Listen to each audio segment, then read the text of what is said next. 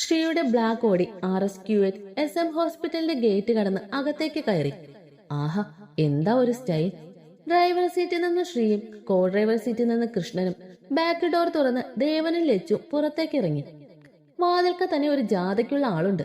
ശ്രീയെ കണ്ടപ്പോൾ അവിടുത്തെ തരുണിമണികളുടെ കൂടും തുറന്ന് കോഴികളെല്ലാം വെളിയിൽ ചാടി കൊക്കി നടപ്പുണ്ട്. അവരെ പറഞ്ഞിട്ടും കാര്യമില്ല. ബ്ലാക്ക് സ്കിൻ ഫിറ്റ് ഷർട്ടും ബ്ലൂ ജീൻസും ഒക്കെ ഇട്ട് നല്ല അടാറ് ലുക്കിലല്ലേ പഹ എഴുന്നള്ളിയിരിക്കുന്നത്. ഇത് പണിയാകും. ശ്രീദേവനെ ദയനീയമായി ഒന്ന് നോക്കി. എന്നെ കൊണ്ട് ഇത്രയൊക്കെ പറ്റൂ. ശ്രീ ഒന്ന് തലയാട്ടി നേരെ നോക്കി അവിഞ്ഞ ചിരി അങ്ങ് പാസാക്കി. അതായത് മധുരിച്ചിട്ട് തുപ്പാനും പാടില്ല, കഴിച്ചിട്ട് ഇറക്കാനും പാടില്ലാത്ത അവസ്ഥയിൽ നമ്മുടെയൊക്കെ മുഖത്ത് വിരിയുന്ന ഒരു അവിഞ്ഞ ചിരിയില്ലേ, അത് തന്നെ. ദേ, പടം മൊത്തം കൂടി ഇളകി വരുന്നുണ്ട്. ഏതു വഴി ഓടുമെന്ന ഭാവത്തിലാ ശ്രീ. അവൻ വല്യച്ഛനെ നന്നായി അങ്ങ് സ്മരിച്ചു. അങ്ങനെ എല്ലാരൂടെ അവരെ ആനയിച്ച് അകത്തേക്ക് കൊണ്ടുപോയി. സ്വീകരണമൊക്കെ കഴിഞ്ഞ് എല്ലാവരും പിരിഞ്ഞു പോയ ശേഷം ദേവൻ ഷർട്ടിന്റെ ഒരു കോളർ പൊക്കി ശ്രീയോട് ചോദിച്ചു, എങ്ങനെയുണ്ടായിരുന്നു ശ്രീകുട്ട? വളരെ നന്നായിരുന്നു. കുട്ടിക്ക് നല്ലൊരു ഭാവി നാം കാണുന്നു. നല്ലത് വരട്ടെ. ശ്രീ ദയനീയമായി നോക്കിക്കൊണ്ട് പറഞ്ഞു. കുറച്ച് കൂടിപ്പോയല്ലേ? ശ്രീ ഒന്ന് നെടുവീർപ്പെട്ടു. കൃഷ്ണനിൽ ലച്ചു ചിരി കടിച്ചു പിടിച്ച് നിൽക്കുവാണ്. ശേഷം ദേവന്റെയും ലച്ചുവിന്റെയും കൃഷ്ണന്റെയും അനുവാദത്തോടെ ഡോക്ടർ ശ്രീദേവ് ഇന്ദ്രജിത്ത് വർമ്മ എന്നെഴുതിയ ക്യാബിനിലേക്ക് കയറി. അവന്റെ ജോലി ആരംഭിച്ചു. കൃഷ്ണൻ പീഡിയാട്രിക് ഹെഡായും ജോയിൻ ചെയ്തു. ദേവനും ലച്ചു അവരുടെ ക്യാബിനിലേക്കും പോയി. കോഴികളുടെ കൊക്കലൊഴിച്ച് വേറെ ഒരു തരത്തിലുള്ള ബുദ്ധിമുട്ടുകളും ഇല്ലാണ്ട് അന്നത്തെ ദിവസം ഭംഗിയായി തന്നെ അവസാനിച്ചു. വൈകിട്ട് ഡ്യൂട്ടി കഴിഞ്ഞ് 4 പേര് ഒരുമിച്ച് തന്നെ വീട്ടിലേക്കും പോയി. രാത്രിയിൽ ബാൽക്കണിയിൽ ഇട്ടിരുന്ന സ്വിംഗ് ചെയറിൽ വിദൂരതയിലേക്ക് നോക്കിയിരിക്കുവാണ് ശ്രീ. പെട്ടെന്നാണ് ഒരു കരസ്പർശം തന്റെ തോളിൽ അവൻ അറിഞ്ഞത്. അവൻ തിരിഞ്ഞു നോക്കിയപ്പോൾ അവിടെ പാൽപുഞ്ചിരിയുമായി നമ്മുടെ നന്ദു. ചെക്കനെല്ലാം ഊറ്റിയെടുക്കാനുള്ള വരവാന്ന് പയ്യന് മനസ്സിലായി. അവൻ നന്ദുവിനെ നോക്കി ഒരു വളിച്ച ചിരിയിരിച്ചു. ആ പോരട്ടെ. എന്ത്? നിഷ്കുവായി ചോദിച്ചു. ഒന്നും അറിയാത്ത പാവം. ഓമല്ലൂർ ദാക്ഷായണി ഇരട്ടപ്പറ്റ കഥ. ചെക്ക അങ്ങ് കലിപ്പായി. അതാരാ? നിന്റെ കുഞ്ഞമ്മ. ഉരുണ്ട് കളിക്കാതെ പറയട പുല്ലേ. അപ്പോഴാണ് അപ്പവും വേദവും അങ്ങോട്ടേക്ക് വന്നേ. ഞങ്ങൾക്ക് അങ്ങോട്ടേക്ക് വരാലോ അല്ലേ? ആ വാ വാ, ഇവിടെ കഥ തുടങ്ങാൻ പോണേ ഉള്ളൂ. കഥയോ? അതെ അതെ, ആ കഥ കേൾക്കാൻ പറ്റിയ ആള് നീയാണല്ലയാ. ശ്രീ ഒന്ന് ചിരിച്ചു കാണിച്ചു. അപ്പവും നന്ദു വേദവും അവിടെ ഇട്ടിരുന്ന ബീൻ ബാഗുകളിലായിരുന്നു. ശ്രീ പതിയെ എണീറ്റ് മുന്നോട്ട് നടന്ന് റെയിലിംഗ് ചാരി ആകാശത്തോട്ട് നോക്കി പറയാൻ തുടങ്ങി. ഞാൻ ആദ്യം അവളെ കാണുന്നത് അമേരിക്കയിലെ ഒരു മാളിൽ വെച്ചാണ്. ആ കോൺഫറൻസിന് പോയപ്പോൾ. അപ്പവും നന്ദുവും പരസ്പരം നോക്കി ചിരിച്ചു. വേദ് ഒട്ട ആട്ടം കണ്ട പോലെ ഇരിപ്പുണ്ട്. ഒരു കൊച്ചു ബാർബി ഡോൾ പോലുണ്ടായിരുന്നു അവളെ അന്ന് കാണാൻ. കണ്ടപ്പോൾ ഇതുവരെ ആരോടും തോന്നാത്ത ഒരു ഫീൽ എനിക്കുണ്ടായി. അതെങ്ങനെ പറയണമെന്ന് എനിക്കറിയില്ല. ഒരു മായിക ലോകത്ത് എത്തിയ പോലെ. അവിടെ നിന്ന് പോന്നിട്ടും അവൾ എന്റെ കണ്ണിൽ നിന്നും മാഞ്ഞില്ല. നെഞ്ചി കൊത്തിയിട്ട പോലെ തെളിമയാർന്നു നിന്നു. പക്ഷെ എന്ത് ചെയ്യണമെന്ന് എനിക്കറിയില്ലായിരുന്നു. ഇനിയും കാണുമോന്ന് കൂടി ഉറപ്പില്ലായിരുന്നു. ഒടുവിൽ അവളാണ് ഞാൻ കാത്തിരുന്ന എന്റെ പ്രണയമെങ്കിൽ എന്റെ ഉള്ളിലുണ്ടായ ഫീലിങ്സ് സത്യമുള്ളതാണ്. അവളെ വീണ്ടും കണ്ടുമുട്ടുമെന്ന് ഞാൻ ഉറപ്പിച്ചു എങ്ങോട്ടേക്ക് പോന്നു. എന്നിട്ട് പിന്നെയും കണ്ടുമുട്ടിയോ? ഓ, എന്തോരാകാംക്ഷ. ശ്രീ ആകാശ നിരീക്ഷണം മതിയാക്കി തിരിഞ്ഞു നിന്നു. നന്ദുവും അപ്പു വേദന്റെ ചോദ്യം കേട്ട് ചിരി കടിച്ചു പിടിച്ച് നിൽക്കുവാണ്. ഇവിടെ വെച്ച് ഞാൻ അവളെ വീണ്ടും കണ്ടു. അവന്റെ ചുണ്ടിൽ ഒരു ചിരി വിരിഞ്ഞു. ആ കുളത്തിലെ സംഭവങ്ങൾ അവന്റെ മനസ്സിൽ തെളിഞ്ഞു വന്നു. ഒളിച്ചു മുത്തേ, നീ പറ, അവൾ ആരെണേലും നമുക്ക് പൊക്കാം. ഞാൻ റെഡി. വേദ ചാടി എണീറ്റ് ശ്രീയെ കെട്ടിപ്പിടിച്ചോണ്ട് പറഞ്ഞു. എന്തൊരു ശുഷ്കാന്തി. അതിന്റെ ആവശ്യമൊന്നുമില്ലടാ, കൊച്ചിനെ നീ അറിയും. അതാരപ്പ? ഞാൻ അറിയുന്ന ഇവന്റെ പെണ്ണ്, മിത്രവിന്ദ വർമ്മ. ഈ പേരെവിടെയോ? പെട്ടെന്ന് ഞെട്ടി അവൻ ശ്രീയെ നോക്കി. ശ്രീ നിഷ്കളങ്കമായി അങ്ങ് ചിരിച്ചു. നന്ദു അപ്പു അവന്റെ ഭാവം കണ്ട് വയറും പൊത്തി ചിരിക്കുവാണ്. എന്റെ അമ്മച്ചിയെ, എനിക്ക് ചിരിക്കാൻ വയ്യേ. സ്വന്തം പെങ്ങളെ പൊക്കി കാമുകന് കൊടുക്കാൻ നടക്കുന്ന ആങ്ങള. എന്റെ അമ്മോ, എന്നെ അങ്ങ് കൊല്ലി. നിന്നോട് ഞാൻ പറയാതിരിക്കുവായിരുന്നു വേദ്, എനിക്ക് തരുവോ നീ അവളെ? വേദ് തള്ളിയ കണ്ണ് അകത്തേക്കിട്ടു. ഇതിലും ഭേദം നീ വല്ല കുർള എക്സ്പ്രസിനും തലവെച്ചിടായിരുന്നോ അളിയാ. നിന്റെ വീതി അനുഭവിച്ചോ? അപ്പൊ നിനക്ക് സമ്മതമാണോ? ആണോന്നോ? 100 വട്ടം സമ്മതം. നിന്നേക്കാൾ നല്ലൊരുത്തനെ അവൾക്ക് കിട്ടുവോടാ ശ്രീദേവ് വർമ്മേ. അവൾ എന്റെ ജീവനടാ. അവളെ പിരിയുന്ന എനിക്ക് ആലോചിക്കാൻ കൂടി പറ്റില്ല. ഇതാവുമ്പോ അവൾ എന്റെ കൺമുമ്പിൽ തന്നെ കാണൂലോ. അവനിലെ സഹോദര സ്നേഹം അറിയുകയായിരുന്നു ബാക്കി 3 പേര്. അപ്പൊ നീ അവളോട് എപ്പോഴാ പറയുന്നേ? ആദ്യം ആ സാധനത്തിന് കുറച്ച് ബോധം വെക്കട്ടെ. എന്റെ ഏട്ടാ, വെളിവില്ലാത്ത പെണ്ണ. അത് മാത്രമല്ല, ഞാൻ അവളോട് എന്റെ ഇഷ്ടം പറയണമെങ്കിൽ ആദ്യം എനിക്ക് അവളുടെ കണ്ണിൽ എന്നോട് ആ ഫീലിങ്സ് കാണണം. ഞാൻ ഇഷ്ടമാണെന്ന് പറഞ്ഞിട്ടാവരുത് അവൾ എന്നെ സ്നേഹിക്കേണ്ടത്. അവൾക്കും തോന്നണം. അതുവരെ ഞാൻ കാത്തിരിക്കും എന്റെ പെണ്ണിന് വേണ്ടി, എന്റെ പ്രണയത്തിന് വേണ്ടി, എന്റെ മിത്രയ്ക്ക് വേണ്ടി. എന്ത് തന്നെ ആയാലും ഈ ശ്രീദേവിന് ഒരു പാതയുണ്ടെങ്കിൽ അത് മിത്ര മാത്രമായിരിക്കും. അപ്പവും നന്ദുവും വേദും കൂടെ ശ്രീ കെട്ടിപ്പിടിച്ച് അവരുടെ സന്തോഷം അറിയിച്ചു. ഇനിയല്ല ഇവിടെ നിൽക്കാനാണോ പ്ലാൻ? പോയി കിടക്കാൻ നോക്ക്, സമയം ഒരുപാടായി. നിങ്ങൾ വിട്ടു, ഞാൻ കുറച്ചു നേരം കൂടെ ഇരിക്കട്ടെ, എന്നിട്ട് പോവാം. നടക്കട്ടെ നടക്കട്ടെ, കള്ള കാമുകൻ. അവൻ ശ്രീയുടെ വയറിനിട്ടൊന്നും പഞ്ച് ചെയ്തോണ്ട് പറഞ്ഞു. ശ്രീ അവിടെ തന്നെ ഇരുന്നു സ്വപ്നം കാണാൻ തുടങ്ങി. ചിലവൊന്നുമില്ലല്ലോ, കാണട്ടെ. ബാക്കി 3 പേരും അവനെ ഒന്ന് നോക്കി ചിരിച്ചോണ്ട് അവരുടെ റൂമുകളിലേക്ക് പോയി. വേദ റൂമിലേക്ക് പോകും വഴി എന്തോ ഒരു സാധനം കാറ്റുപോലെ വന്ന് അവനെ ഇടിച്ചു. അവൻ ആ വന്ന സാധനവുമായി ഭൂമിദേവി അങ്ങ് വണങ്ങി. അതായത് ഉത്തമ, ചെക്കൻ നടുവും തല്ലി താഴേക്ക് വീണുവെന്ന്. കണ്ണു തുറന്നു നോക്കിയ വേദ കാണുന്നത് തന്റെ നെഞ്ചത്ത് അണ്ണാങ്കുഞ്ഞിനെ പോലെ പറ്റിപ്പിടിച്ചിരുന്ന് കിളിക്കുന്ന ടുട്ടൂനെയാണ്. ചോറി, മനുഷ്യനെ കൊല്ലുവോ നീ? എന്റെ നടു എനിക്ക് മാറടി കുട്ടിത്തേവാങ്കെ. ടുട്ടു പതുക്കെ എണീറ്റ് മൂട്ടിലെ പൊടി തട്ടി. വേദ നടുവിന് കൈകൊടുത്ത് പതുക്കെ എണീറ്റു. അല്ല, നീ എങ്ങോട്ടാ ഇത്ര തിരക്കിട്ട്? ഞാൻ തിന്നോണ്ടിരുന്നു, സമയം പോയതറിഞ്ഞില്ല. അവര് റെഡിയായിക്കണം, പെട്ടെന്ന് പോണ്ടേ. എവിടെ പോകാൻ? അതും ഈ രാത്രി? ആരും ഒന്നും പറയണ കേട്ടില്ലല്ലോ. ടുട്ടൂന് അപ്പോഴാണ് എന്താ പറഞ്ഞെന്ന് മനസ്സിലായി. അവള് നാക്ക് കടിച്ചു, എന്നിട്ട് റൂട്ട് മാറ്റി പിടിച്ചു. എങ്ങോട്ട് പോകാൻ? ഈ ഏട്ടന്റെ ഒരു കാര്യം. കൊച്ചു കാലുകൊണ്ട് ഒരു കളമൊക്കെ വരച്ച് അവനെ കൈക്കിട്ടൊന്ന് നുള്ളി. നാണം വന്നയാ കൊച്ചിന്. ആ, നീ എന്നെ അങ്ങ് കൊല്ലടി. ഏട്ടൻ പോയി കിടക്കുന്നേ, സമയം ഒരുപാടായി. പ്രേതമൊക്കെ ഇറങ്ങി നടക്കുന്ന സമയ, പേടിക്കും. ഞാനും പോയി കിടക്കട്ടെ, എനിക്ക് പണ്ടേ അവർക്കത് ഇഷ്ടല്ല. ഓ, അതും പറഞ്ഞ് അവള് സ്കൂട്ടായി. എന്തോ വശപ്പിശകുണ്ടല്ലോ, ആർക്കിട്ടാണോ അടുത്ത പണി. വേദ ആത്മകഥം പറഞ്ഞു. അവൻ അവള് വന്ന് വീണ അവന്റെ നെഞ്ചിലൊന്ന് തഴുകി. അവള് പോയ വഴിയെ നോക്കി ഒന്ന് ചിരിച്ചു. Something fishy. അങ്ങനെ രാത്രി ഒരു 11:30 കഴിഞ്ഞു. കൂരാക്കൂറ്റിരുട്ട്, എങ്ങും നിശബ്ദം. നമ്മുടെ നായകൻ ബാൽക്കണിയിൽ നിന്ന് റൂമിലേക്ക് പോകുവാണ്. അപ്പോഴാണ് അവൻ ആ കാഴ്ച കാണുന്നത്. 3 രൂപങ്ങൾ മിച്ചുവിന്റെ മുറിയുടെ മുമ്പിൽ നിൽക്കുന്നു. ഇരുട്ടായതുകൊണ്ട് ആൾക്കാരെ കാണാൻ പറ്റുന്നുമില്ല. അവൻ അവിടെയുള്ള ഒരു തൂണിന് പിന്നിലേക്ക് മറഞ്ഞു നിന്ന് അവരെ വീക്ഷിച്ചു.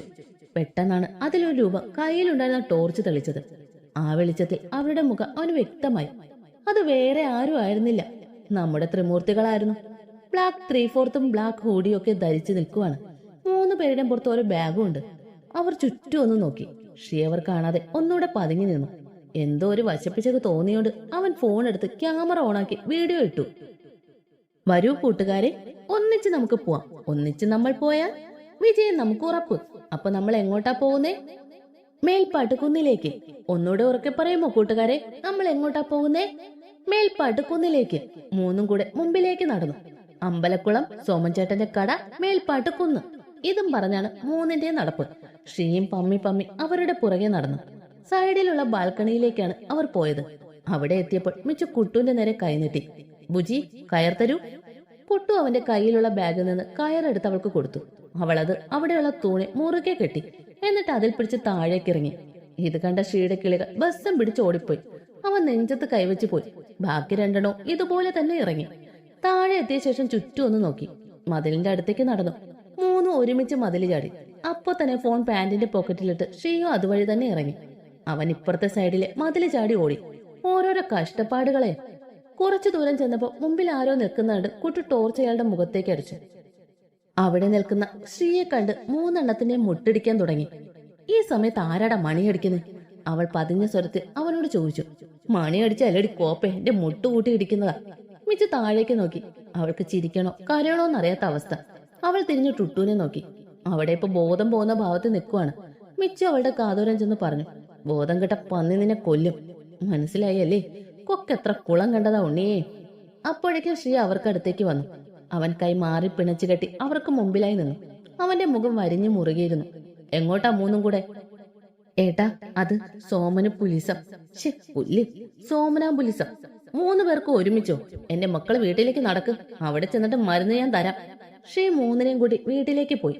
അവിടെ എത്തിയിട്ട് പഴയ വഴിയിൽ കൂടെ തന്നെ 4 പേരും മുകളിലേക്ക് കയറി. മുകളിലെത്തിയിട്ട് ഓടാൻ നിന്ന കുട്ടൂനെയും ടുട്ടൂനെയും ചെവിക്ക് പിടിച്ചു നിർത്തി ശ്രീ. മേലെ ഈ പരിപാടി കാണിക്കോ? കൊന്നു കാണാൻ പറ്റിയ സമയം. നിനക്കൊന്നും വിവരമില്ലേ? എന്തേലും പറ്റിയ ആര് ഉത്തരവാദിത്തം പറയും? ഇനിയും വക ഉടായ്പുമായിട്ട് ഇറങ്ങി അറിയാലോ അല്ലേ? 3 തലയാട്ടി. കേറിപ്പോ. കേൾക്കേണ്ട താമസം കുട്ടും ടുട്ടും ജീവനും കൊണ്ടോടി. പുറകെ ഓടാൻ നിന്ന മിച്ചുനെ ശ്രീ കൈയിൽ പിടിച്ച് വലിച്ച് ഭിത്തിയോട് ചേർത്ത് നിർത്തി. അവൻ അവളോട് ചേർന്ന് നിന്നു. നിന്നോട് ഞാൻ പോകാൻ പറഞ്ഞില്ലല്ലോ. മിച്ചു തല കുനിച്ചു നിന്നു. മുഖത്തേക്ക് നോക്കടി. നീ രാവിലെ എന്താ പറഞ്ഞേ? നീ നിനക്ക് തോന്നുന്നു എന്നെ വിളിക്കുന്നു അല്ലേ? മിച്ചു അവനെ നോക്കി നിന്നു. ഇനിയും നീ എന്നെ എടോ പോടോന്ന് വല്ലതും വിളിച്ച ദേ, ഈ വീഡിയോ ഞാൻ താഴെ എല്ലാവരുടെ മുമ്പിൽ അങ്ങ് റിലീസ് ചെയ്യും. അവൻ നേരത്തെ എടുത്ത വീഡിയോ അവളെ കാണിച്ചു കൊടുത്തു. റൂമിന് ഇറങ്ങുന്ന തൊട്ട് മതില് ചാടുന്നവരെ കൃത്യമായിട്ട് എടുത്തിട്ടുണ്ട്. അവൾ ഞെട്ടി പണ്ടാരടങ്ങി. കാണിക്കണോ? മിച്ചി വേണ്ടാന്ന് തലയാട്ടി കാണിച്ചു. എന്തൊരു നിഷ്കളങ്ക. എന്നാ എന്റെ പൊന്നുമോളെ ഏട്ടാന്നൊന്ന് വിളിച്ചേ, ഞാൻ കേൾക്കട്ടെ. മിച്ചു ഒന്നും മിണ്ടാണ്ട് നിന്നു. വിളിക്കുന്നോ അതോ? അനക്കൊന്നുമില്ല കൊച്ചിന്. എന്നാ ശരി, ഇപ്പൊ തന്നെ അങ്ങ് കാണിച്ചേക്കാം. അതും പറഞ്ഞവൻ മുന്നോട്ട് നടക്കാൻ പോയപ്പോഴേക്കും അവൾ അവന്റെ കൈയെ പിടിച്ച് വലിച്ചു. ദേവേട്ട വേണ്ട, ഞാൻ ഇനി അങ്ങനെയൊന്നും വിളിക്കൂല, നിഷ്കുവായി അവള് പറഞ്ഞു. അവളുടെ ആ വിളി അവനൊന്ന് തറഞ്ഞു നിന്നു. അവന്റെ ചുണ്ടിൽ ഒരു പുഞ്ചിരി വിരിഞ്ഞു. അവൻ അവളെ തിരിഞ്ഞു നോക്കി. അവളിലേക്ക് ഒന്നുകൂടെ അടുത്തു നിന്നു. രണ്ടുപേരും തമ്മിൽ ഒട്ടും ഗ്യാപ്പില്ല ഇപ്പോ. രണ്ടുപേരുടെ നിശ്വാസങ്ങൾ ഒന്നായി. രണ്ടുപേരുടെ ഹൃദയമിടിപ്പുയർന്നു. അവളുടെ നെറ്റിയിലൂടെ വിയർപ്പ് തുള്ളികൾ ഒഴുകിയിറങ്ങി. അവനൊരു കൈ അവളുടെ കവളിൽ വെച്ചു. മറു കൈകൊണ്ട് അവളുടെ മുൻപോട്ട് കിടന്ന മുടിയിഴകൾ ചെവിക്ക് പുറകിലേക്ക് തിരുക്കി വെച്ച് നെറ്റിയിലൂടെ ഒഴുകിയിറങ്ങിയ വിയർപ്പ് തുള്ളികൾ തന്റെ വിരലുകൾ തുടച്ചു മാറ്റി. അവൻ ഇരുകൈകളെ അവളുടെ മുഖം കോരിയെടുത്ത് കണ്ണുകളിലേക്ക് നോക്കി. അവളുടെ കണ്ണുകൾ തമ്മിൽ ഇടഞ്ഞു. എന്താ വിളിച്ചേ? അവൻ അവളുടെ കണ്ണുകളിലേക്ക് നോക്കി ചോദിച്ചു. ദേവേട്ടൻ. അവൻ അവളെ നോക്കി ഒന്ന് ചിരിച്ചിട്ട് പതുക്കെ അവളുടെ കഴുത്തിലേക്ക് മുഖം അടുപ്പിച്ചു. അവൾ കണ്ണുകൾ ഇറുകി അടച്ചു. അവൻ അവളുടെ ഷോൾഡറിൽ നിന്ന് ടീഷർട്ട് അല്പം മാറ്റി അവിടെ ചുണ്ടുകൾ പതിപ്പിച്ചു. അവൾ മറ്റേതോ ലോകത്തായിരുന്നു അപ്പോൾ.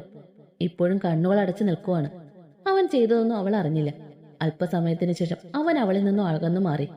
കണ്ണടച്ച് തനിക്ക് വിധേയപ്പെട്ട് നിൽക്കുന്ന തന്റെ പെണ്ണിനെ കാണുകെ അവന്റെ ഉള്ളിൽ വികാരങ്ങളുടെ വേലിയേറ്റുണ്ടായി.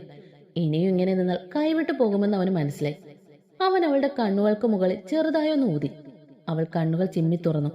അവന്റെ കണ്ണുകളിലേക്ക് നോക്കി. എനിക്കിഷ്ടായി ആ വിളി. ഇനി നീ അങ്ങനെ വിളിച്ചാ മതി കേട്ടോ. അവൻ മൃദുവായി അവളുടെ കാതോരം ഒഴിഞ്ഞു. ഇച്ചു എല്ലാം സമ്മതിച്ച പോലെ നിന്ന് തലയാട്ടി. എന്നാ പോയി കിടന്നു. ആ വീഡിയോ അവളൊന്ന് പരങ്ങിക്കൊണ്ട് ചോദിച്ചു. അതെന്റെ കൈ ഇരിക്കട്ടെ കേട്ടോ. എനിക്കെന്റെ മോളെ തീരെ വിശ്വാസമില്ല. പോയി കിടന്നുറങ്ങടി.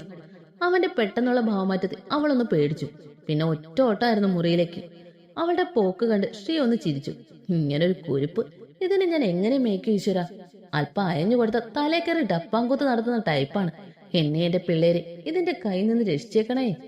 അവന് റൂമിലേക്ക് പോയി. തന്റെ പാതിക്ക് ആദ്യമായി നൽകിയ ചുംബനത്തിന്റെ ഓർമ്മയിൽ അവൻ നിദ്ര പുലുകി. രാവിലെ ഫ്രഷായി വന്ന് കണ്ണാടിയിൽ നോക്കിയപ്പോഴാണ് മിച്ചു തന്റെ തോളി ചുവന്ന് കിടക്കുന്ന പാട് കണ്ടത്. അവൾ അവിടെ ഒന്ന് തൊട്ടു നോക്കി. ഇതെന്ത് സാധനം? ഇന്നലെ വൈകിട്ട് കുളിക്കും വരെ ഒന്നും ഇല്ലാഞ്ഞതാണല്ലോ. വേദന ഒന്നും ഇല്ലതാനും. അപ്പോഴാണ് നമ്മുടെ കുട്ടും ടുട്ടും അങ്ങോട്ടേക്ക് വന്നേ. നീ എന്തുവാടി രാവിലെ ഇത്ര കാര്യമായി നോക്കുന്നേ? ഇത് കണ്ടോ? എന്ത് പറ്റിയതാന്നറിയില്ല, ഞാൻ ഇപ്പോഴാ കണ്ടത്. അവൾ ആ പാട് ടുട്ടുവിന് കാണിച്ചു കൊടുത്തു. ടുട്ടു അത് കണ്ടിട്ട് വലിയൊരു കണ്ടുപിടുത്തം അങ്ങ് നടത്തി. കൊച്ചാരാ മുതൽ? ഇത് കൊതുകൂത്തിയല്ലേ? ബെസ്റ്റ് ചക്കിക്കൊത്ത ചങ്കരി. ഇങ്ങോട്ട് മാറിക്കേ, ഞാൻ ഒന്ന് നോക്കട്ടെ. നിനക്കൊരു കോപ്പും അറിയില്ല. കുട്ടു ടുട്ടുവിനെ തള്ളി മാറ്റി മിച്ചുന്റെ അടുത്ത് ചെന്ന് ആ പാടൊന്ന് നോക്കി. അവൻ അടുത്ത പ്രവചനവും അങ്ങ് നടത്തി. പൊട്ടികൾ, ഇതെന്താന്ന് മനസ്സിലായില്ലേ? Silly girls. ഇതിനെയൊക്കെ എന്ത് ചെയ്യാനാണോ? അതും പറഞ്ഞ് കുട്ടു കട്ടിലേക്കിരുന്നു. എന്താന്ന് പറയട പട്ടി. ഇത് ചൊട്ടൻ കടിച്ച പൊട്ടികളെ. അത് അവിടെ നിന്നും പോയി. ചൊട്ടനല്ല ചേട്ടൻ കടിച്ചാന്ന് ഇതിനോടൊക്കെ ആര് പറയാനാ എന്റെ ദേവിയേ? ചൊട്ടനല്ല പൊട്ടൻ. അവന്റെ ഓലക്കമേലെ കണ്ടുപിടുത്തം. ഇത് വിഷമുള്ള കൊതുക് തന്നെയാ. പൊട്ടൻ നിന്റെ അച്ഛനടിപ്പില്ലേ? എന്റെ അച്ഛന് പറയുന്നോടെ നാറി പറയും. ഇനിയും പറയും, നിന്റെ അച്ഛൻ പൊട്ടൻ, നിന്റെ അച്ഛൻ പൊട്ടൻ, നിന്റെ അച്ഛൻ പൊട്ടൻ. നിന്റെ അച്ഛനാടാ പൊട്ടൻ, മരപ്പൊട്ടൻ. പട്ടി എന്റെ അച്ഛന് പറയുന്നു. പിന്നങ്ങോട്ട് രണ്ടും കൂടെ പൂരപ്പാട്ടായിരുന്നേ. ഇത്രയും ഞാൻ ഈ കുട്ടികൾക്കുണ്ടായിരുന്നു എന്ന ഭാവത്തിൽ മിച്ചു അവരെ നോക്കി നിൽക്കുന്നു. ഭീകരന്മാരെ, ഇത്രയും ഞാൻ തീരെ നിരീക്ഷിച്ചില്ല കുട്ടികളെ. ടുട്ടു ചാടി കുട്ടുവിന്റെ എളിയിൽ കയറിയിരുന്ന് അവന്റെ മുടിക്ക് പിടിച്ച് വലിക്കാൻ തുടങ്ങി. അവനാണെ ശരിക്കും അങ്ങോട്ട് പിടി കിട്ടുന്നുമില്ല. അമ്മാതിരി പിടുത്താണ് കൊച്ചു പിടിച്ചേക്കണേ. ഇറങ്ങടി തണ്ടി താടി. ഇല്ലട നാറി. അങ്ങനെ അംഗം മുന്നോട്ട് പോയിക്കൊണ്ടിരിക്കെ ഇടയ്ക്ക് വെച്ച് രണ്ടും കൂടെ നിലത്ത് വീണു. എന്നിട്ട് തോറ്റു പിന്മാറാൻ പോരാളികൾ തയ്യാറാകുന്നില്ല. മല്ലന്മാരെ പോലെ അവിടെ കിടന്ന് ഉരുണ്ട് പിരണ്ട് അടി കൂടുകയാണ് രണ്ടും.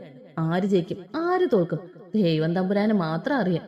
മിച്ചു ഇതൊക്കെ കണ്ട് കിളിപോയി നിൽക്കുവാണ്. പിടിച്ചു മാറ്റാൻ പോയപ്പോ കൊച്ചിനും കിട്ടി ബാക്കിലൊരു ചവിട്ട്.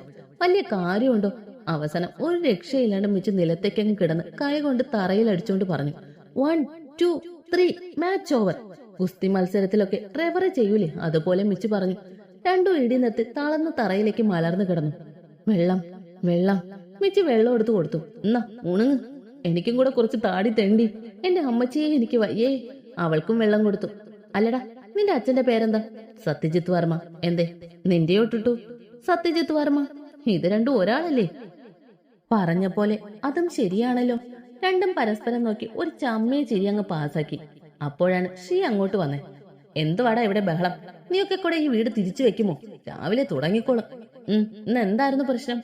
അതേട്ടാ, മിറ്റുവിനെ എന്താണ്ട് കടിച്ചു. ഞാൻ പറഞ്ഞു അത് കൊതുകാന്ന്. അവൻ പറയുന്നത് ചൊട്ടനാന്ന്. കാണിച്ചേ, ഞാനൊന്ന് നോക്കട്ടെ. അവൻ അവളുടെ അടുത്തേക്ക് ചെന്നു. അവൾ പാട് കാണിച്ചു കൊടുത്തു. നീ ഇത് വേറെ ആരോടേലും പറഞ്ഞോ? ഇല്ലല്ലോ. നന്നായി, ആരോടും പറയണ്ട കേട്ടോ. അയ്യോ, അതെന്താ? ഞാൻ ചത്തുപോവോ? അയ്യോ, എനിക്ക് എന്റെ അച്ഛനെയും അമ്മയെ ഇപ്പൊ കാണണം. അവരെ ഒന്ന് വിളിക്കോ? മിറ്റുവിന്റെ കരച്ചു കണ്ട് ടുട്ടും കൂട്ടും കരയാൻ തുടങ്ങി. ഒന്ന് നിർത്തുന്നുണ്ടോ? ഓ, മുത്തു അറിഞ്ഞ നിന്നെ കൊണ്ട് ചുമ്മാ കഷായമൊക്കെ കുടിപ്പിക്കും. ഭയങ്കര കയ്പാ, അതുകൊണ്ടാ പറയണ്ടെന്ന് പറഞ്ഞു. എന്നാ ഞാൻ പറയൂല. കൊച്ചു കണ്ണൊക്കെ തുടച്ചോണ്ട് ചിരിച്ചു.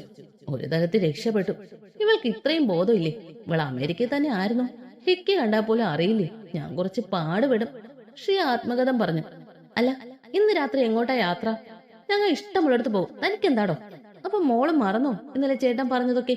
എല്ലാരും കാണിക്കട്ടെ. പെട്ടെന്ന് കൊച്ചിന്റെ മുണ്ടാട്ടം മുട്ടി. കൊച്ചു വേണ്ട എന്നർത്ഥത്തിൽ തലയാട്ടി കാണിച്ചു. അപ്പൊ മോളൊന്ന് സ്നേഹത്തോടെ ഏട്ടനെ വിളിച്ച് ഇന്നലത്തെ പോലെ. എന്ത് ചെയ്യാൻ, വിളിക്കാണ്ട് പറ്റില്ലല്ലോ, മിച്ചു ആത്മകഥം പറഞ്ഞു. അവൾ ശ്രീയെ നന്നായൊന്ന് സ്മരിച്ചുകൊണ്ട് കുറച്ച് തേനും പാലും ഒക്കെ കൂടി ചേർത്ത് അവനെ നോക്കി വിളിച്ചു. ദേവേട്ടാ. മിടുക്കി, അപ്പൊ അറിയാം. കീപ്പിറ്റ. അവൻ അവളുടെ കവളിൽ ഒന്ന് തട്ടി ചിരിച്ചുകൊണ്ട് പോയി. ബാക്കി രണ്ടെണ്ണോ ഇതൊക്കെ കണ്ടും കേട്ടും കിളി പോയി ഇരിക്കുവാണ്. കുട്ടികൾ അറിഞ്ഞില്ലല്ലോ വീഡിയോയുടെ കാര്യം. ഏട്ടാ എന്തൊക്കെയാ മിച്ചു പറഞ്ഞ്? എന്ത് കാണിക്കുന്ന കാര്യം? നമ്മൾ ഇന്നലെ റൂമിൽ നിന്ന് ഇറങ്ങിയപ്പോ തൊട്ട് മതിൽ ചാടുന്നവരെ ആ കാലം വീഡിയോ എടുത്തിട്ടുണ്ട്. നമ്മൾ എന്തേലും പണി ഒപ്പിച്ച് എല്ലാരും കാണിക്കൂന്ന് പറഞ്ഞു. എന്നോട് ഇനി എടാ പോടാന്നൊന്നും വിളിക്കില്ലെന്നും പറഞ്ഞു. ദേവിയെ, ഇനി എന്ത് ചെയ്യും വെച്ചു? എനിക്ക് നന്നാവണ്ട. എനിക്കും. എന്നെ കൊന്നാലും ഞാൻ നന്നാവൂല. അതിനാര് നന്നാവുന്നു? നമുക്ക് എങ്ങനെയെങ്കിലും ആ വീഡിയോ പൊക്കണം. എങ്ങനെ? ഒരു പ്ലാനുണ്ട്. നമുക്ക് ഇന്ന് രാത്രി തന്നെ നടപ്പാക്കണം. അധികം വൈകിക്കൂടാ. കൊച്ചെന്തോ മിലിറ്ററി ഓപ്പറേഷൻ നടത്തുന്ന പോലെയാ സംസാരിക്കുന്നത്. മിച്ചു കുട്ടുവിനോടും ടുട്ടുവിനോടും രഹസ്യമായി പ്ലാൻ പറഞ്ഞു കൊടുത്തു. അത് കേട്ടപ്പോ പിള്ളയുടെ മുഖം വിടർന്നു. എന്റെ മിച്ചു, നീ പൊളിയാ മുത്തേ. അപ്പൊ ഡീലല്ലേ? പിന്നല്ല, നമ്മളൊരു കലക്കം. ടുട്ടു കൈയൊക്കെ കൂട്ടി തിരുമ്മി മുകളിലോട്ട് നോക്കിക്കൊണ്ട് പറഞ്ഞു. ഇവളിത് കൊളാക്കും. ടുട്ടുവിന്റെ ഭാവമൊക്കെ കണ്ട കുട്ടു പറഞ്ഞു. ഓടവട്ടി. തുടങ്ങി രണ്ട്. ഇനിയും ചുമ്മാ കിടന്ന് ചിലച്ച മുട്ടുകാല് തല്ലി ഓടിക്കും ഞാൻ. ഒരുപാട് പണിയുണ്ട്. നമുക്ക് വേണ്ട സാധനങ്ങളൊക്കെ എല്ലാരും പോയി കഴിഞ്ഞ് പൊക്കണം. ഡാട്ട്. അങ്ങനെ എല്ലാരും ജോലിക്ക് പോയി കഴിഞ്ഞപ്പോ പിള്ളേര് മാളത്തിന് വെളിയിലിറങ്ങി. രാത്രിയിലേക്ക് വേണ്ട സാധനങ്ങളൊക്കെ പൊക്കി മിച്ചുവിന്റെ റൂമിൽ വെച്ചു. ബാക്കി കാര്യങ്ങൾ പ്ലാൻ ചെയ്യാൻ തുടങ്ങി. എന്താകുമോ എന്തോ, ദൈവത്തിനറിയാം.